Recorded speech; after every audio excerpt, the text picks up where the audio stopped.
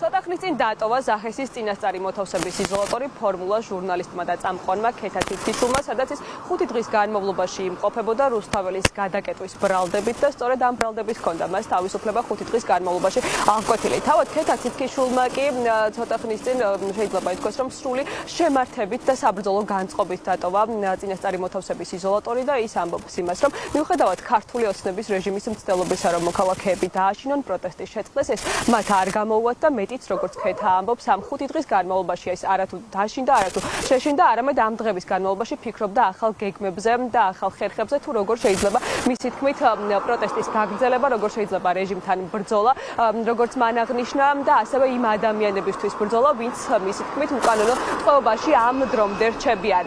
იზოლატორის დატოვების შემდგომ, რა თქმა უნდა, ქეთა თავდაპირველად სახლში წავიდა, სადაც მცირეწლოვან თავის შვილს ნახავს და ამის შემდგომ უკვე ხვალიდან ქეთა როგორც ტელეეკრანებს, ასევე რუსთაველზე თანამებრძოლებს დაუბრუნდება.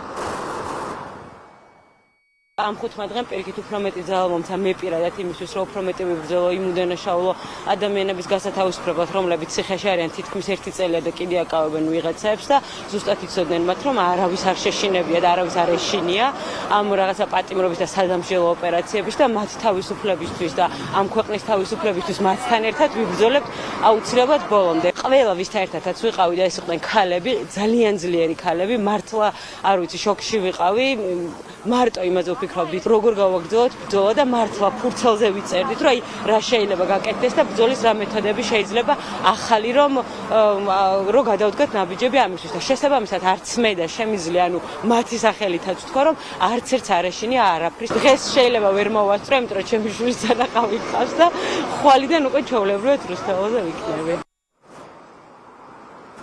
ზახესის წინასწარი მოთავსების იზოლატორთან ქეთა თითქიშვილს ცოტა ხნის წინ დახვდნენ კოლეგები, ოჯახის წევრები, მეგობრები, ის ადამიანები, ვინც ყველაზე კარგად იცნობენ ქეთას და ამბობენ იმას, რომ ამ რეპრესიული მექანიზმების მიუხედავად, მისი დაკავების მიუხედავად, ქეთას ვერ შეაშინებენ და ვერც იმ მოქალაქეებს, ვინც უკვე თითქმის 1 წელია რაც ქუჩაში დგანან, არა და მათი თქმით, სწორედ ეს არის ახლა ქართული ოცნების მთავარი მიზანი, რომ ის ადამიანები, ვინც მათ პოზიციას ყველაზე ხმამაღლა და ღიად აფიქსირებენ, ისინი შეაშინონ და პროტესტი ესე შეწყვიტონ. თუმცა მიუხედავად ამისა, როგორც ქეთას ვერ შეაშინებენ, ვერც იმ ადამიანებს, ვინც თითქმის 1 წელია რაც ქუჩაში დგანან.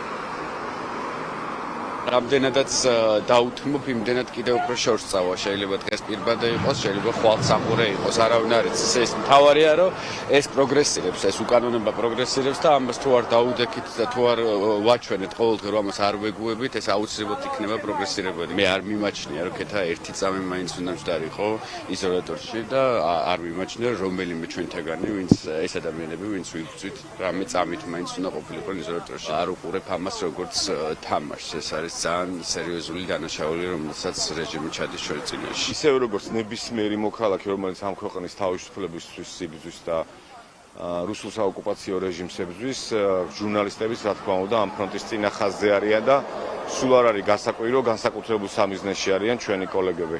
ამ შემთხვევაში ბედნიერი ვარ, რომ ჩემი მეგობარი, ჩემი კოლეგა თავისუფლებაზე გამოვიდა რამოდენიმე საათში. წინასწარი დაკავების იზოლატორს დატოვებს ასევე ჩემი მეგობარი და ჩემი კოლეგა ვახოსანაია. მე ვიცი, რომ ესენი ამაყად შევიდნენ ამ ციხეში, ამაყად გამოვიდნენ, ისევ რუსთაველზე იქნებენ, ისევ თავის საქმეს გააგრძელებენ. ქეთას მსგავსად წინასწარი მოთავსების იზოლატორში ფორმულას კიდევ ერთი ჟურნალისტი ვახოსანაიაც იმყოფება, რომელიც 6 დღიანი პატიმრობის შემდგომ ასევე რამდენიმე საათში დატოვებს მცხეთის წინასწარი მოთავსების იზოლატორს. პირდაპირ ეთერში დიანა ჩირგაძე საუბრობდა.